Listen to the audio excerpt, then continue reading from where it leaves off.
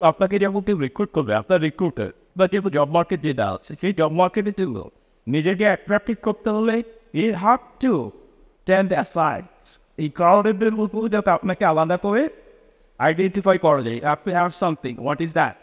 Your innovativeness এখন break করার একটা মেন্টালিটি থাকতে হবে। এই স্মোকে দেখে যে প্লেজারটা আপনি পাচ্ছেন, absolutely free, whatever I can, free.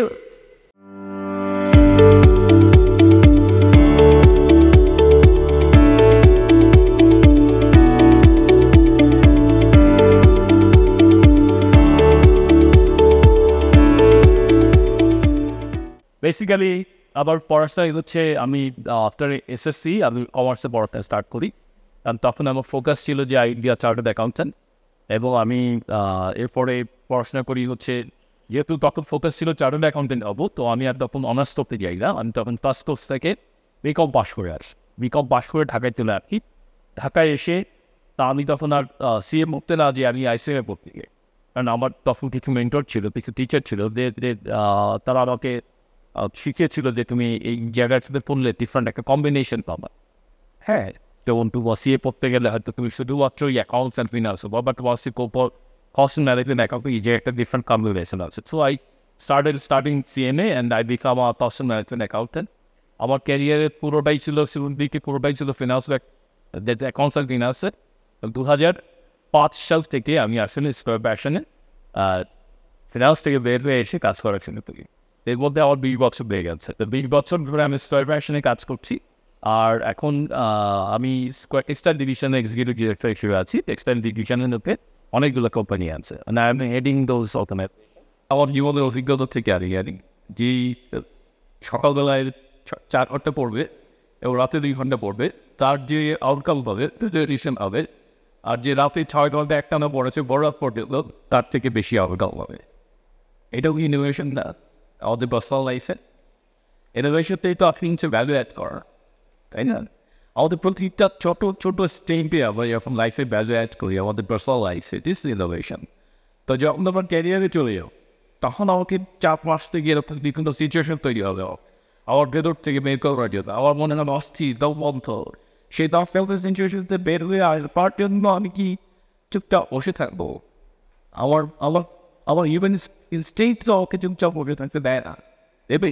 আমি সেখানে চেষ্টা করতে থাকবো। হয়তো আমার সাথে আরও 2-4টা যারা আছে, যারা একই পরিস্থিতিতে পড়েছে, তারাও চেষ্টা করবে। এক সময় হয়তো আমরা 3-4-5 মিলে আমরা ব্রেন স্টর্মিং করবো, সবাই মিলে চেষ্টা করবো।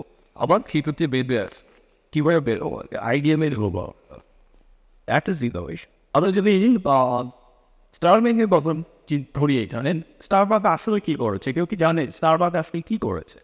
Why they become so popular? কেন তারা সারা বিশ্বে এত বড় ফ্র্যাঞ্চাইজিস, তাদের কেন তাদের এত বিজনেস গ্রোথ?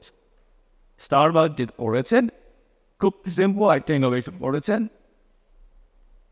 সেটা হলো ওরা বলতো যে this is your third place. Third place মানুষের দুইটা অন্য প্লেস থাকে, যেখানে মানুষ নিজের মতো করে টাইম স্পেন্ড করতে পারে। একটা হচ্ছে তার বাসা, আরেকটা হচ্ছে তার অফিস। তো দুইটা প্লেস আমাদের focus, topic of the professionals of the students, দুটো প্লেস তো অলরেডি আমাদের হাতে আছে।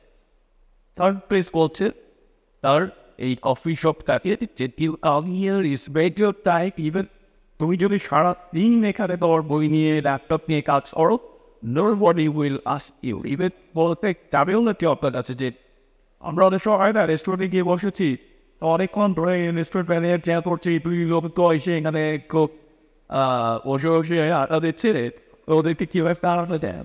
তারা নিয়ে তো যে ভাই আপনারা এটা দিয়ে যান, আমাদের কাস্টমার কীভাবে বলবে? Restaurant manager is very smart. ওরা তার নিয়ে গিয়ে পাঠায় দিয়ে দেবো, স্যার আপনারা বেতনটা ধরেন যে অর্ডার করবে, আমি কিছু অর্ডারই করবো না, কালকে এই অর্ডার মেরেছে আমার সাথে। তারা কী করবে? আসতে করে নিজের সম্বন্ধে যেগুলো তো সেগুলো বস্তু মেসেজটা পেয়ে যাবে, বেড়ে যাবে। কিন্তু স্টারবাক সেটা না। স্টারবাক বলেছেন come here, spend your time here peacefully, খরচ করে যাও, কিন্তু না সেলসের কথা, কফি খাবার কথা, বা প্রোডাক্ট সেলের কথা কখনো বলেই নাই স্টোরকে। ইট ওয়াজ দেয়ার ইনোভেশন।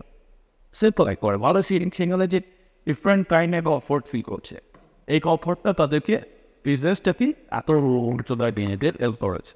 তো এরকম আমরা যদি এয়ারবিএনবির কথা বলি, কীভাবে স্টার্ট করেছিল? তারা কি যখন স্টার্ট করেছিল তারা কি ভেবেছিল ওয়ার্ল্ড ওয়াইড তাদের একটা বছরে গোটা 15 মিলিয়ন নাইটস তারা সেল করতে পারবে কাস্টমারের কাছে?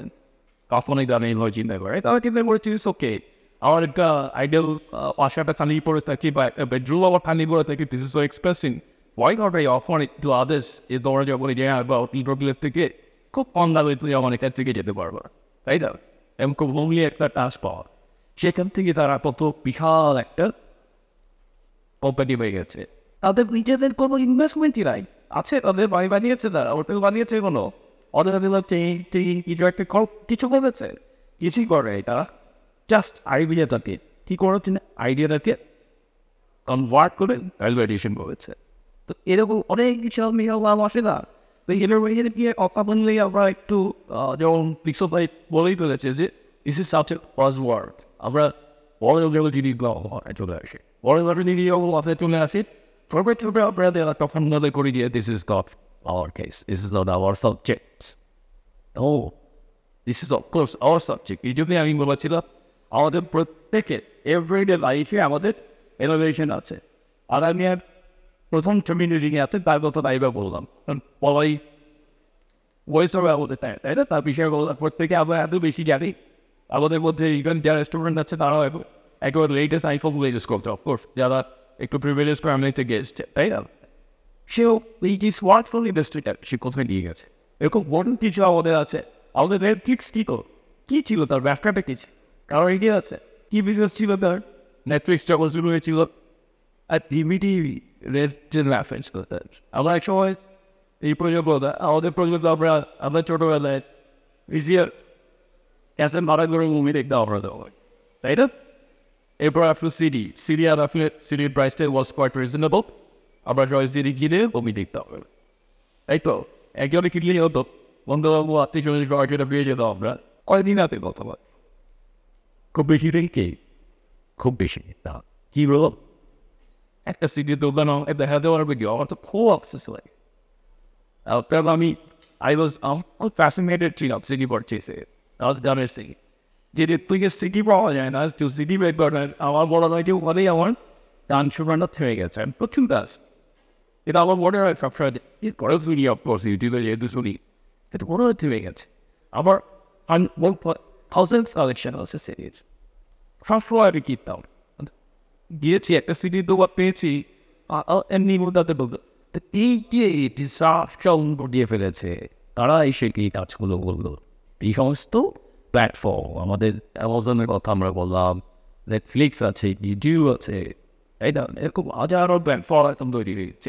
চেষ্টা করলো সেই যে এখন আপনি সিনেমা হলে যে মুভি দেখার যে বিষয়টা, সেটাকে তারা সিনেমা হলটা আপনার ঘরে এসছে, তাই না?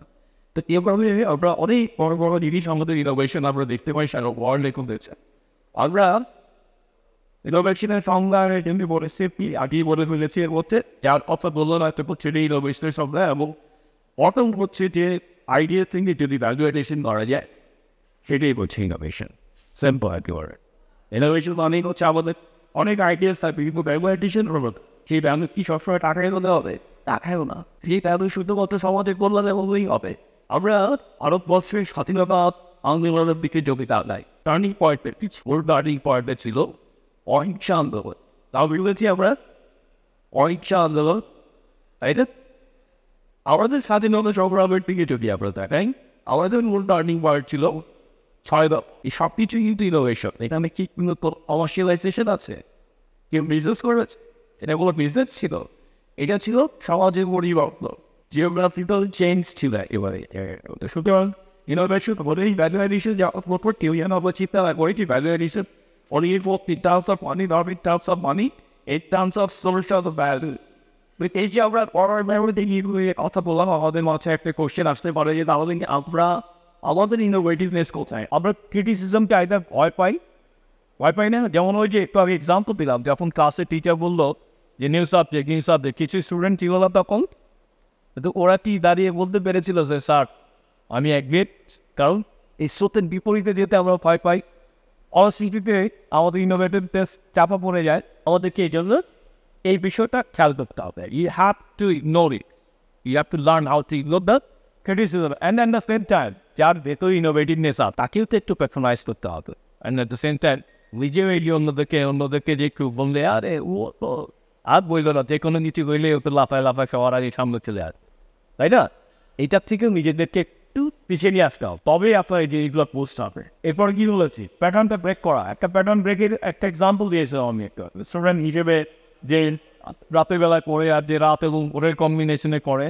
প্যাটার্ন ব্রেক করার একটা মেন্টালিটি থাকতে হবে, কারণ পুরো ওয়ার্ল্ডকে যদি আপনি ডিফারেন্ট পার্সপেক্টিভ থেকে দেখেন এবং এবং যা কথা বলেন তার থেকে যদি আপনাদের মধ্যে অনেকে আছে না যে স্টুডেন্ট এই জায়গার মধ্যে আছে স্টুডেন্ট, কিন্তু এরই মধ্যে তারা এমন কিছু কাজ করছে, যেমন এখন একটা সুযোগ আছে আমরা আউটসোর্সিং কাজ করি না বিভিন্ন বিষয়তে, অথবা আউটসোর্সিংও না, কিন্তু আমরা কি করছি, এই স্মল পারচেজ আর স্মল সেলস একটা অর্গানাইজ করতে হয়তো বেসিক্যালি যেতে হচ্ছে না, কোনো একটা জায়গা থেকে আমি কিছু স্মল পারচেস করে অন্য 3-4টা জায়গায় সে একই প্রোডাক্টকে সেল করে। তো এই যে স্টুডেন্ট, তো আমরা তো স্টুডেন্ট বলতে বলছি যে ওকে আমরা শুধু পড়াশোনা করবো, অন্য কিছু পড়ার প্রয়োজন নাই। আছে না তার মধ্যেও কিছু লোক আছে না যে সে পড়াশোনা করছে পাশাপাশি অন্য আরও বহু কিছু করছে। এরা হচ্ছে তারা যারা অপরচুনিটিসটাকে দেখতে পায়। সুতরাং আমরা যদি বুস্টাপের কথা বলি, অপরচুনিটিস দেখার নিশ্চিত এটা ভেতরে একটা হবে। আজকে যারা আমরা বসেছি এখানে পরিচিত বন্ধু বা আগে থেকে পরিচিত এরকম পাশাপাশি আছেন, হাত তুলেন তো কারা কারা এখানে, সবাই একটু তাকিয়ে দেখেন, হাতটা নেওয়া না, তাকিয়ে দেখেন। অলমোস্ট আমরা সবাই পরিচিতের মধ্যে বসেছি।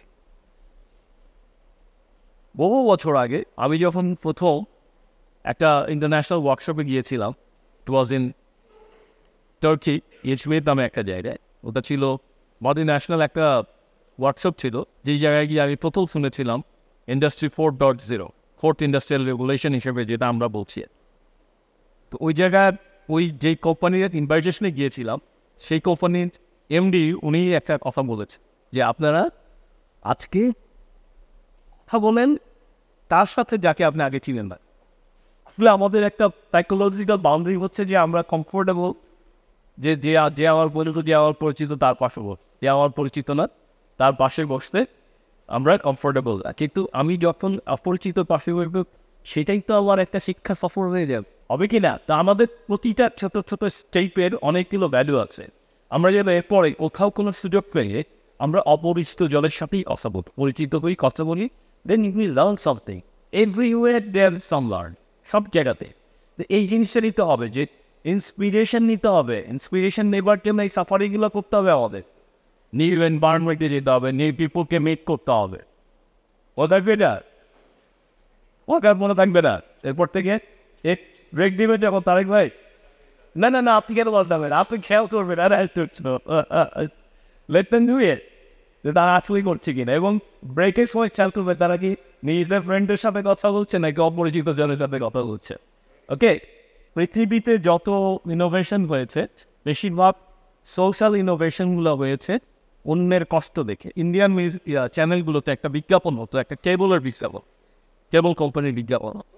সেই বিজ্ঞাপনে দেখাচ্ছে যে হোমলেস পিপল, রাস্তার পাশে যারা থাকে, ওরকম একটা মা তার সন্তানের জন্য, ছেলের জন্য রুটি বানাচ্ছে। তো ইন্ডিয়াতে রুটি বানানোর একটা সিস্টেম আছে। ওরা আমরা যেরকম তাওয়া দিয়ে তার উপর রুটি বানাই, ওরা কী করে খোলা চুলার উপরেই রুটিটা ভাতে, তাই না? ওকে, আমি বলছিলাম যে এভরিওয়ান ইজ সো স্মার্ট, সবাই সব কিছু জানে। তো ওরকম রুটি ভাতের ছেলেটা পাশে বসে দেখছে। তো ওরকম ইস্যুতে যখন হাত দিয়ে মা উল্টাতে যায়, মায়ের হাতে হাত তাপ লাগে একবার, পুরোটা মা এরকম ফু দেয় বা কিছু একটা করে, ছেলেটার মধ্যে পেইন ফিলিং হয়। ইমিডিয়েটলি ছেলেটা আশেপাশে একটু লুক করে, দেখে যে এক খন্ড তার পরে আছে। চট করে সে তারটা নিয়ে মুড়িয়ে টুড়িয়ে ওটা দিয়ে যাতে এরকম ধরা যায়, এরকম বানিয়ে পারবে। তার মানে মায়ের জন্য পেইন ফিল করে সে একটা ইনোভেটিভ আইডিয়াস ইমপ্লিমেন্ট। এটা ছিল একটা কেবলের অ্যাড, ওইটা যে কেবলটা আগুনে দিচ্ছে, বারবার দিচ্ছে, কিন্তু কেবলের ইনসুলেশনটা পুড়ছে না। বেসিক্যালি এইটাই বোঝাতে চেয়েছিল, কিন্তু মানুষের ইমোশনটা কমে। এই পেইন ফিলিংটা থাকতে হবে, আপনার আশেপাশে দেখতে হবে, খেয়াল করতে হবে। ওকে, এবং এই পেইন পয়েন্টগুলো দেখে নিজের ভেতরেও ড্রিম তৈরি করতে হবে। Is the main, there are many. আসলে আমরা যখন প্রেজেন্টেশন দিই তখন আমরা আসলে যেটুকু আমি বলতে কমফোর্ট ফিল করবো ততটুকুই আসলে আমরা এখানে নিয়ে আসি। আমরা কিন্তু যারা তো আমি পার্সোনালি পাখিগত শ্রেণীর মানুষ, যেটুকু সফল জেনারেশন থেকে নিয়ে আসি এই জায়গায়, আমি সহজগুলোকে নিয়ে এসেছি। আরও নিশ্চয়ই ওয়েজ আছে, আমরা যদি একটু চিন্তা করি এরপর থেকে, একটু যদি জাস্ট অপটাকে এখান থেকে নিয়ে যাই যে আসলে একটু how to post my innovativeness. Already I guarantee you, কেউ কাগজ নিয়ে আসেন, আমি লিখে সাইন করে দিই, you are already innovative, you have innovative mindset. Just এটাকে বুস্ট আপ করতে হবে। এই বুস্ট আপ করবার জন্য একটু তো স্টেপ নিতেই হবে, তাই না? ওকে, এই সহজগুলো বাদ দিয়েও আরও যদি কঠিন ইনিশিয়েটিভ থাকে সেগুলো নিতে হবে। নাও আমি খুব ফার্স্ট যাচ্ছি, আমার ধারণা যারা আছে তারা বলবে এত দ্রুত শেষ করে দিলেন কেন, তারা আসলে আগেই বলেছিলাম একটু ফাঁকি হচ্ছে মানুষ। নাও এইটা কি আর বলার অপেক্ষা আছে ক্যারিয়ারে কেন ইনোভেটিভনেস ইম্পর্টেন্ট? বলার অপেক্ষা আছে যে আচ্ছা আমরা স্টুডেন্ট অফ দ্যাট, ক্যারিয়ারটা পরে অনেক পরে যখন ক্যারিয়ারে যাবো তারপরে। বাট অ্যাজ এ স্টুডেন্ট আমি যদি জব মার্কেটটা একটা ক্রাউডেড প্লেস থেকে হায়ার করা হয় কাকে? যার উচ্চতা এভারেজ উচ্চতাতে 1 ফিট বেশি, যাকে দূরে থেকে দেখা যাচ্ছে তাকে। আসলে তাকে উচ্চতা কি অলওয়েজ, আমি যখন উচ্চতার কথা বলবো, উচ্চতা কি অলওয়েজ আপনার ফিজিক্যাল হাইট? নো, আপনি আসলেই কোন হাইটে অবস্থান করছেন। তো আমি যখন ইন্টারভিউ করি সেই ফ্যাসিনেশনটা আমি আমার ওই ক্যান্ডিডেটের উপর করছি। এর কারণ হলো দিস ইজ সামথিং ডিফারেন্ট। আমি যখন ক্যারিয়ারে খুব ভালো করতে চাইবো তাহলে আমার ভেতরে এমন কিছু থাকতে হবে যেটা আমার এমপ্লয়ারকে কনভিন্স করে দেবো। সো আমি এটা এক্সাম্পল দিলাম আমার মতো। আপনাকে যখন কেউ রিক্রুট করবে, আপনার রিক্রুটার আপনার যে জব মার্কেট যেটা আছে সেই জব মার্কেটে নিজেকে অ্যাট্রাক্টিভ করতে হলে ইট হ্যাভ টু স্ট্যান্ড অ্যাসাইড। এই ক্রাউডেড বলবো যাতে আপনাকে আলাদা করে আইডেন্টিফাই করা যায়। আপনি have something, what is that? Your innovativeness, and how do you improve that your innovativeness? তুমি আমার কাছে আসলে ওই যে অ্যাডিকশন আরেকজনের কাছে হচ্ছে আরেক রকম এই জিনিসগুলো। অর্থাৎ আপনি যখন কথা বলবেন, আপনি যখন নিজেকে প্রেজেন্ট করবেন, আপনি যখন ইন্টারভিউ বোর্ডে ফেস করবেন, আপনি যখন কোনো পার্টিকুলারের সাথে কথা বলবেন, আপনার কথাগুলোই আরেকজনের থেকে টোটালি ডিফারেন্ট হইতে হবে, পার্সপেক্টিভটা ডিফারেন্ট হতে হবে। সো দ্যাট বুঝতে পারে তাহলে এর জন্য আপনার ভেতরে ইনোভেটিভ মাইন্ডসেটটাকে আমি এখানে বুঝতে হবে কথা বলেছিলাম থাকতে হবে। আপনি যে এখন পড়াশোনা করছেন বা এখন আপনি কি সবাই কি যে মনে করছেন যে হ্যাঁ চাকরিতে ঢোকার পর আপনি সবাই এরকম ইনোভেটিভ হয়ে যাবো, এরকম কি আমাদের preparation? It is a practice, it is a culture. নিজের মধ্যে কালচারের তৈরি করতে হবে। আপনি যেভাবে এখন পড়াশোনা করছেন, যেভাবে এখন টাইম স্পেন্ড করছেন, যে যতটুকু ভ্যালু অ্যাড করছেন, আইটার সেই ওয়েতে ভ্যালু তার থেকে বেশি অ্যাড করতে হবে। সেম টাইম আমরা যদি স্মার্টনেস টাইমের আছি, এটা বেস করি, তাই না? স্মার্ট শব্দটা একটা দারুণ কিন্তু এক্সপ্লানেশন আছে। আপনি দেখেন যে আপনি কীভাবে ইন্টিগ্রেট করবেন ইনোভেশন, তার জন্য আপনার প্ল্যান থাকতে হবে, একটা স্মার্ট প্ল্যান। এবং সেই স্মার্ট প্ল্যানটা হইতে হবে আপনার কীরকম স্পেসিফিক, মেজারেবল, অ্যাচিভেবল, রেলিভেন্ট এবং টাইমস। আপনি ধরেন আপনার ইনোভেশন কোন ওয়েতে আপনি ইনোভেশন হবেন, কিন্তু আপনি শুধু একটা গোল আইডিয়া ডিসাইড করবেন, কোনো প্ল্যান করবেন। আবার যখন প্ল্যানও বললেন, the plan is not specific, the plan is not achievable, the result is not measurable, হবে না কিন্তু। এই plan achievable, measurable, specific, time কারা করবে? যারা আসলে এডুকেটেড। আমাদের পুরো এডুকেশনটাই হচ্ছে এইভাবে নিজের জীবন নিয়ে পরিকল্পনা করা শিখিয়ে যাওয়া। ফেসবুকের থেকে যে প্লেজারটা আপনি পাচ্ছেন, absolutely ড্যামেজ করে দিচ্ছে আপনার পার্সোনালিটিকে। আপনি বুঝতেই পারছেন না what is real, what is make. এটা থেকে একটা লার্নিং না লেসন আছে। আবার কেউ হয়তো নেই বা কিছু করতে কফি আনতে পারো, লেসনটা পেলেও উই লাভ লাইফ।